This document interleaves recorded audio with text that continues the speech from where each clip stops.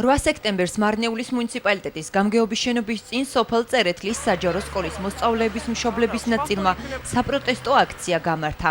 ისინი ადგილობრივი თვითმმართველობისგან მოითხოვდნენ სკოლის ინვენტარის განახლებას და მის რეაბილიტაციას.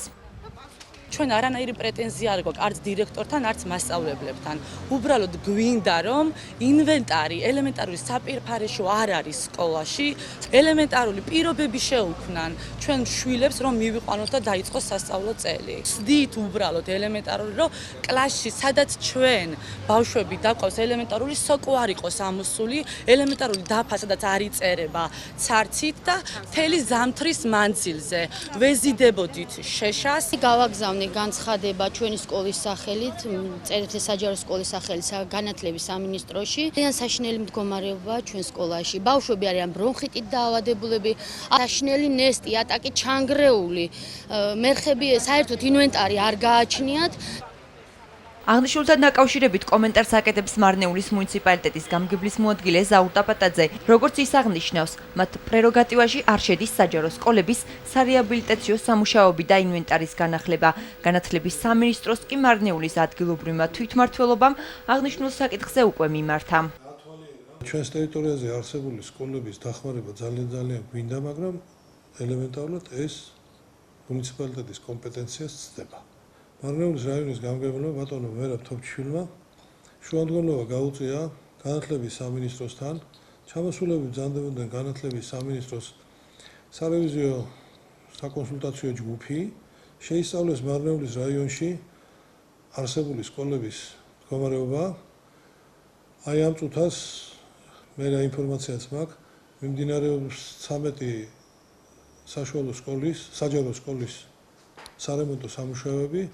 სამწუხაროდ ჯერჯერობით სოფელ წერეთლის საშუალო სკოლა ვერ მოხვდა იმ სიაში. ჩვენი გადამღები ჯგუფი სოფელ წერეთლის საჯარო სკოლას ესტუმრა. ჩვენ სკოლის დათვალიერების საშუალება მოგვეცა. მშობლების სასწავლო კლასების შესახებ გვესაუბრებიან. ერთობლივი მშობლების ძალით გავარემონტეთ შაშანდელი პირველი კლასი. კედლების შეგებვა და პოლის შეგებვა. მოძრავი მერხები, აი ნახეთ. აი ეს საზურგე. რომ ბავშვებმა ეს არ დაიზიანონ. მშობლები არ გაჩერდებიან და ფიქრობენ, რომ ბავშვები საერთოდ არ გავუშვან სკოლაში. აღნიშნულთან დაკავშირებით სოფელ წერეთლის საჯარო სკოლის დირექტორ მარინა მაჯარაშვილს გავესაუბრეთ. როგორც ის აღნიშნავს, მშობლების მოთხოვნა სამართლიანია, თუმცა მას სკოლის მცირე შიდა ბიუჯეტი პრობლემის გადაჭრის საშუალებას არ აძლევს. ის რომ წერილი მიწერილი მაქვს განათლებისა და მეცნიერების სამინისტროზე რემონტის შესახებ, აი თქვენ თვითონ ვიზუალურად ნახეთ.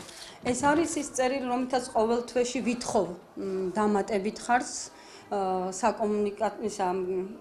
საკანცელარიო ნივთებზე და ესეთ საწვავზე და ესეთ რაღაცებზე. როცა ღობის საკითხი დადგა, ფიზიკურად მომეხმარნენ ამ ღობის გამართვაში. სასწავლო პროცესის ჩაშლა წარმოუდგენელია და დაუჯერებელი. ცენტრალური გათბობა ჩვენ არ აგვაქვს. ანუ როცა ესე იგი ქარია, არის ზოგჯერ შემთხვევა, რომ გვექნება პრობლემა კლასების გაყვამლის კუთხით. 2010 წელს მოხდა სომხური სკოლა არსებობდა, რომელიც სექტორის სახით განათლებისა და მეცნიერების სამინისტროს შემოუერთა სოფელ წერეთლის საჯარო სკოლას. განათლებისა და მეცნიერების სამინისტროში რეგისტრირებული იყო აი ეს წერილი. პასუხი, ესე იგი, რეაბილიტაციის პროგრამა უნდა განხორციელდეს და რეაბილიტაციის პროგრამის შემთხვევაში, თუ ჩვენი სკოლაც ჩაჯდა თავისთავად გარემონტდება სკოლა, რეორგანიზაციის შესახებაც მივმართე, იმიტომ რომ ეს სექტორი იცით რა, მათაც თავისი ბიუჯეტი ყოფნიდათ, როცა ცალ-ცალკე ვიყავით და ჩვენც, მაგრამ რეაბილიტაციის შესახებ მივიღე ასეთი პასუხი. როცა დადგება, ანუ რეაბილიტაციის საკითხი ზოგადად სკოლების, თქვენი საკითხიც განიხილება მაშინ. ჯერჯერობით ახლა ეს იყო ოპტიმიზაციის საკითხი 2010-ში, რეაბილიტაციაზე ჯერ საკითხი არ დამდგარა. როგორც სიუჟეტიდან შევიტყვეთ, სოფელ წერეთლის საჯარო სკოლის მოსწავლეების მშობლები პრობლემის მოგვარების მიზნით ბოლომდე იბრძოლებენ და შეცდებიან, რომ შვილებს უკეთესი სასწავლო პირობები შეუქმნან. რამდენიმე საათის წინ მარნეულის მუნიციპალიტეტის გამგებლის მოადგილემ ქამანდარ ისმაილოვმა მოგვაწოდა ინფორმაცია, რომ 15 სექტემბრამდე სოფელ წერეთლის საჯარო სკოლას 207 მერხი და 20 დაფა გადაეცემა.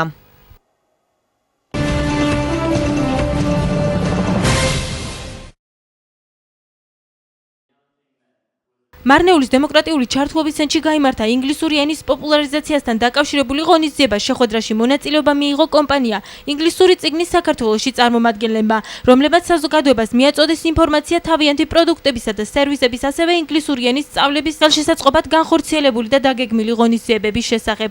შეხვედრაში მონაწილეობა მიიღო ინგლისურენოვანმა მოხალისემ, რომელმაც ისაუბრა ინგლისური ენის მნიშვნელობასა და სწავლების თანამედროვე მეთოდოლოგიების შესახებ. დისკუსიაში მონაწილეობდნენ ინგლისური ენის პედაგოგები, სტუდენტები, მოსწავლეები და ინგლისური ენის შესწავლით დაინტერესებული პირები. ჩვენ ვართ ინგლისური წიგნი საქართველოში, რომელიც არსებობს 2006 წლიდან. ჩვენ დღევანდელი ვიზიტი ეხებოდა ორ ძირითად პროექტს, რომელიც გვაქვს, რომელსაც ვატარებთ უკვე დიდი ხანია და გვინდა რომ მარნეულშიც დავიწყოთ ეს პროექტი. ეს არის საქველმოქმედო პროექტები HMS და NCN. ეს არის სტუდენტები, მოსწავლეებისთვის 16 წლის და 17 წლის ბავშვებისთვის. გამარჯვების შემთხვევაში ბავშვები მიდიან 1 წლით ინგლისში უფასოდ სასწავლებლებს, ანუ ინგლისში კერძო სკოლებში. კერძო სკოლები, ქართული კერძო სკოლები არა, ეს არის boarding school, რომელიც არის სკოლა, სადაც შედის ყველაფერი, ანუ ბავშვი ცხოვრობს სკოლაშივე.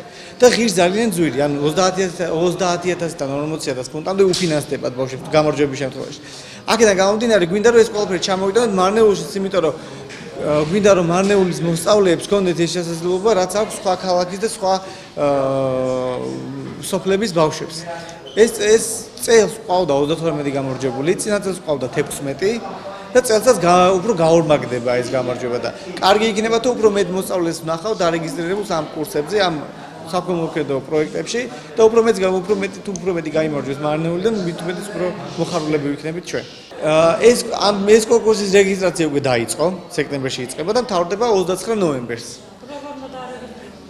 თქვენ შეგიძლიათ შეხვიდეთ ჩვენს საიტზე, საიტიდან დარეგისტრირებთ, ან დარეკოთ ჩვენი კომპანიის ნომერზე და იქ მოხდება ყველაფერი, ანუ იქვე დარეგისტრირებენ. კი ბატონო. uniquelearning.g. დღეს ჩვენ ინგლისური ენის შესწავლის მეთოდოლოგიაზე გვესაუბრნენ შეხვედრაზე. ძალიან საინტერესო შეხვედრა იყო. კმაყოფილი ვარ და ინფორმაციას გადავცემ მეგობრებს, რომლებიც დღეს შეხვედრაზე არ იმყოფებოდნენ.